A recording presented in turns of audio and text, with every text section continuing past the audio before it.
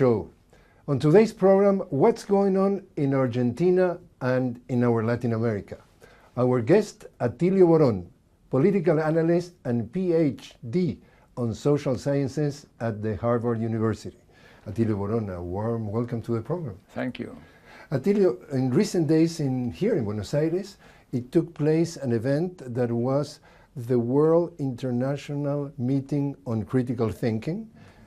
People all over the world, top people in social sciences. What you get from that meeting? What was important? Well, I think that the most important things about the event was first the quality of the participants, of the speakers. Okay, we have top professors of the best universities in Latin America, Europe, and the U.S. attending the meeting. This is quite strange. It's not something that you see every day. Okay, even in the U.S. or in Europe, you may have tens, but here we have almost 300 top speakers. I would say that the most important social and political thinkers today in the world were present in this event here in Argentina. And it took place like week before the G20 in Buenos Aires. Yes, and this was not by chance because you know we have many problems to let ourselves be heard in the G20. There is a very, very reactionary attitude by the part of the G20, just trying to put the NGO organizations or social movements or political parties or just simple people who want to discuss what they are deciding about us. Because those people come here to Buenos Aires as they went to Hamburg and they went to many other places to decide on our lives, and we want to be heard. And well, this event that you are referring before is an event in which we try to make our voices be heard. Okay, saying that these recipes, okay, of the orthodox neoliberal thinkers have been a failure, a complete failure in Europe, in the US, and in Latin America. And here in Argentina, we are trying for the third time in less than 30 years the same recipe, and we know the results. So I think, just synthesizing my argument, that the event was important because we launched a counteroffensive in the ideological battle we have to carry on in order to show that neoliberalism cannot be and should not be the only game in town, which was a very famous phrase I heard in the US in the years of Reagan and in the years of Margaret Thatcher in England. And this was echoed by many analysts, political analysts or economists, saying, well, you take it or leave it. You want to play economics, this is the recipe. This is it. There's no other choice. There is no other choice. There is no alternative. Margaret Thatcher said, well, there is alternative. There are alternatives, and this is what we try to put in the table and show to the world in the meeting here in Buenos Aires. You were mentioning that in Argentina for the third time in 30 years that again the neoliberal recipes are being implemented by the new government of President Macri, that is 3 years already in power. Yes. And we did have the chance to talk to one of the congresswomen, we're talking about Gabriela Cerruti, and she brought some figures about the performance of that neoliberal recipe. And she said, at least since he took over, 18% of the purchasing power of the median Argentinian went down, 50% in the last year. The question is, Argentinians under the neoliberal recipe of President Macri are living better or worse? No, are much worse, much worse. And I am sad to recognize that, but for the sake of clarity and honesty in my intellectual analysis, I should say, well, there is no way to think that this government is doing things which are promoting the spiritual and material welfare of the people. Look, the situation is really unmitigated disaster, which is covered up by the press. I would say the figures that Gabriela Cerruti gave you are terribly eloquent. But add to this that we are with an inflation rate by this year, at the end of this 2018, by 50%. Inflation rate. Can you imagine what is living? Hyperinflation. is hyperinflation. And the government is saying, no, things are going to be better in the future. The president has indebted our countries by something in the vicinity of $200 billion. In 3 years. In 3 years. The problem is that you don't see anything. Where is that money? It's not in new roads, in new transportation system, in new universities, in new hospital. Has been used for financial speculation and capital flight. I am not against the policy of making a judicious indebtedness of the country in order to produce, I don't know, a house, to finance housing policies, etc. But here nobody has seen where those dollars were have gone, okay? There is nothing there.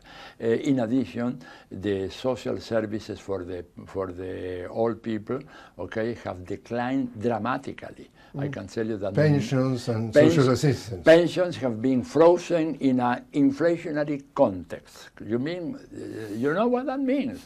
Prices are going 50%, the pensions are going up 8, 10, 12%. This is a criminal policy against our older people. You know, in addition to that, the state used to produce medicines, okay, at a low cost, or in some cases like gratis, generic medicines. Generic medicines, practically no longer. That has disappeared because they believe that, well, free market should provide those goods. But this is for the free market enterprises, it's not a good business because the people who have to pay, they don't have the money. So people are dying for this. Next year, 2019, yeah. Again, presidential elections in Argentina, and you're telling me that the picture is pretty worrisome at the least. Yes. What do you think that could happen? If you want, Cristina Kirchner could be again the president, or someone representing that philosophy? I think that Cristina could be eventually if the Justice Department or the judicial system does not make to her what in Brazil was done to Lula. Because Lula was really jailed because he was going to win the election. Before the campaign, already being in a preventive reclusion, he was with 41% of the vote intention of the Brazilian. In this moment in Argentina, there is practically a tie between vote intention for Macri and Cristina. And Cristina has not started the political campaign. Macri has been in campaign since the first day of the government, no? With the public works, inauguration, and so on.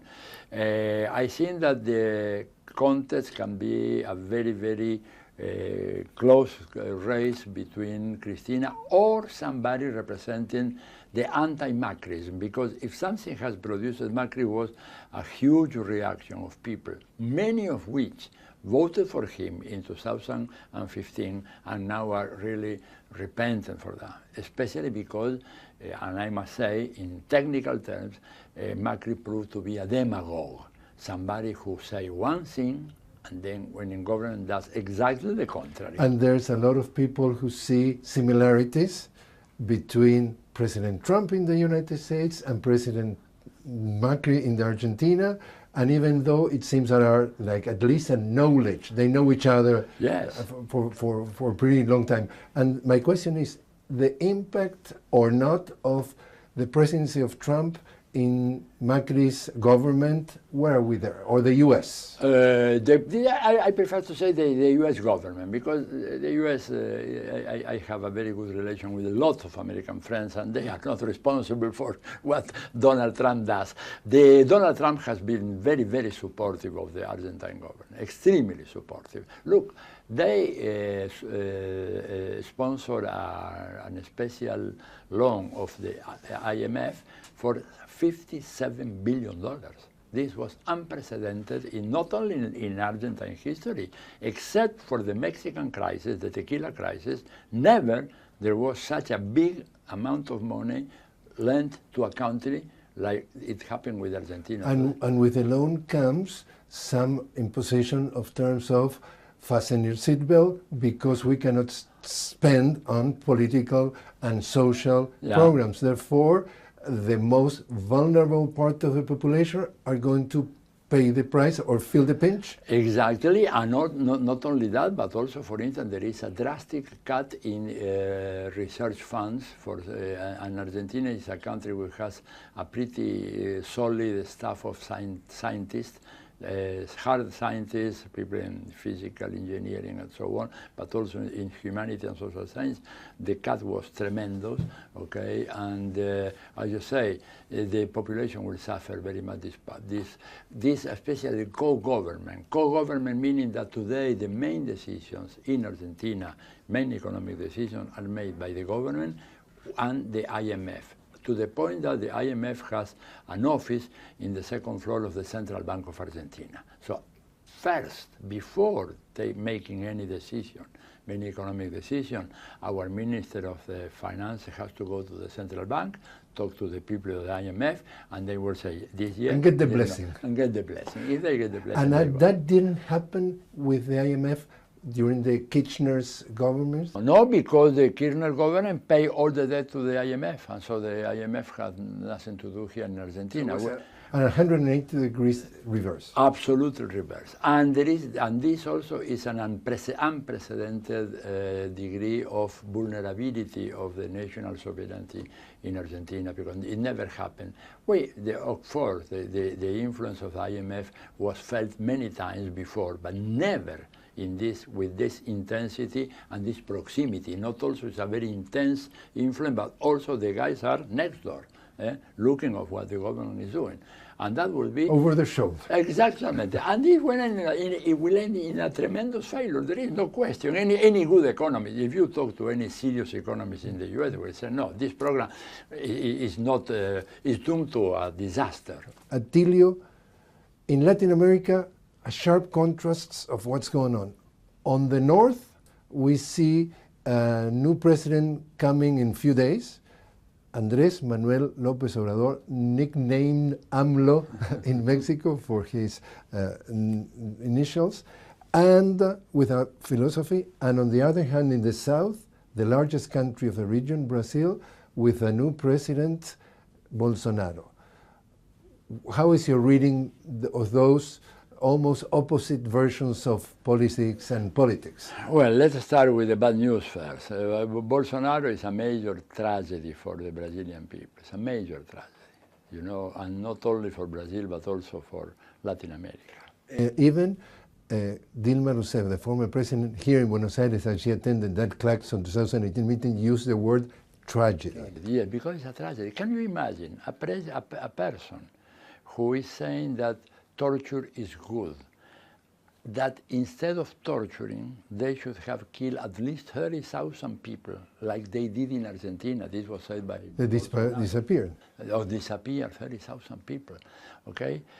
Saying, well, terrible things about black people in Brazil.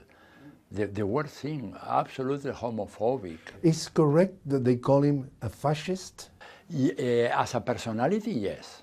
Yes, he's the prototype of, so he despises women, black, Latinos, poor, everything that could... So racist, xenophobic? Xenophobic, misogynist, is a very, very traditional and reactionary conception of the world. A neoliberal. Yes, and this is the contradiction. Because fascism, okay, was never neoliberal, was estatist, was corporatist, was very, very anti-market forces. This was the story.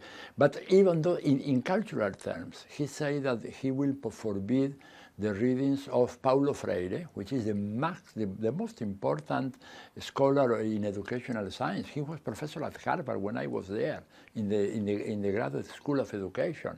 He will be forbidden. Forbidden Milton Santos, which was a geographer which revolutionized the idea of geography worldwide, acclaimed professor teaching in any of the top university. He will forbid, of course, anything related to Marxism. And today, you can see that the tragedy is because now people in the streets, for instance, are harassing, let's say, two gay people, okay, but not because being gay. They are harassing, saying you are communist. And still the old school of the Cold War. Yes, okay. I used to know some of these guys, and they are very, very conservative. And they told me, Atilio, now our problem is not to be gays, but they are accused to us in the street, to people who know us, because one of them is an stylist. In Copacabana, can you imagine? Can you imagine in the inside of the little towns of Brazil? Exactly.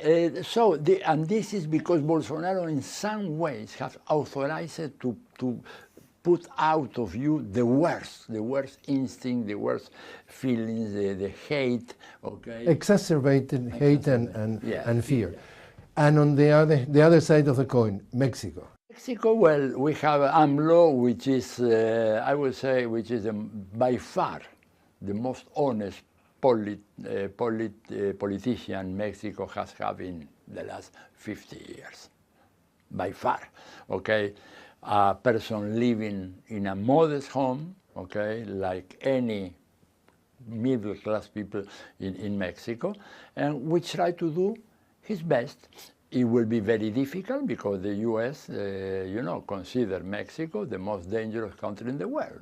It will be a very long talk on this because it's a border. Sometimes when I was at Harvard, there were comparisons between the threat that the USSR posed to America, and some people, some conservative thinkers at Harvard said, well, no, the real threat is Mexico, because Mexico is very close, okay, and is the entrance door of all this tumultuous Latin American. 3,000 kilometers border, common border. Yeah. But Juan Carlos Monedero, that is a founder of the political party Podemos in Spain, he said, we have to be careful because even though AMLO, Andrés Manuel López Obrador, he got the government, he didn't get the power. He said the power is still in the hands of the banking, of the media, in the financial institutions, and he said he's going to have to swim against that tide. Yes, but at least if he's in government, he can stand to try to see how to control those uncontrolled factors of power who nobody elect. They are responsible to nobody. They are not accounting to anybody. And AMLO has a different quality, that he is supported by an overwhelming majority of the Mexican population, okay? Something that did not happen in the past. There is a real social movement behind AMLO, and this is what provides him some tools to control a little bit of all this financial speculation, which has been so dangerous and so negative to the welfare of Mexico. Mexico today is in a calamitous situation. Real wage in Mexico has declined to near $80 or $90 per month. This is crazy. Professors at UNAM have seen their salaries decline sharply in the last 10, 15 years. So this is because, well, financial speculation and financial capital is taking everything from Mexico. There is a small group, 1, 2, 3%, which are doing very, very well, but all the rest of the population is doing very bad, even the middle classes. Bolivia, next year. Presidential elections again. Yes. And Bolivia is absolutely identified like the success story of progressive governments in Latin America, with the largest increase, the largest growth in the economy for over 10 years, about 5% and more, and all the social indices very positive. Two questions. What is going to happen if Evo Morales try to be re-elected?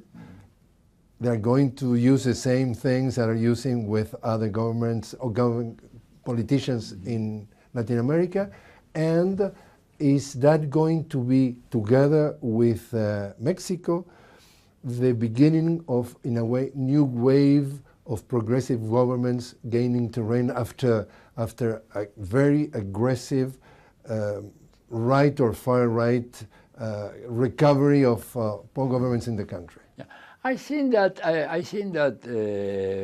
what Evo has done was a real miracle. Okay, Financial Times said in a note about 2 years ago that Bolivia may become the new Saudi Arabia in the 21st century because lithium, okay, is the equivalent of the oil. What oil was in the 20th century, lithium will be in the 21st century, and Bolivia has by far the largest reserves of lithium there.